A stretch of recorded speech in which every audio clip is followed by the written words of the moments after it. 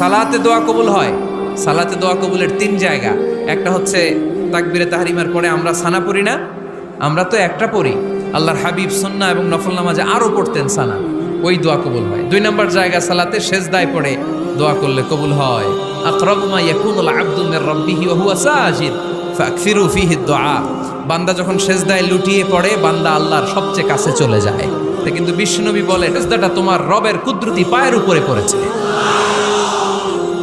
সেজদায় পড়ে দোয়া করেন।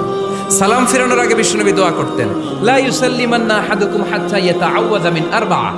আল্লাহর হাবিব বললেন, চার জিনিস থেকে পানাহ না আছে আমার কোন উম্মত যেন সালাম না ফিরায়। তারা যেন পড়ে, আল্লাহুম্মা ইন্নী আউযু বিকা মিন আযাবিল কবর, আউযু বিকা মিন আযাবি জাহান্নাম, আউযু বিকা মিন ফিতনাতিল মাহইয়া ওয়াল মামাত, আউযু বিকা মিন ফিতনাতিল মাসিহিদ দাজ্জাল।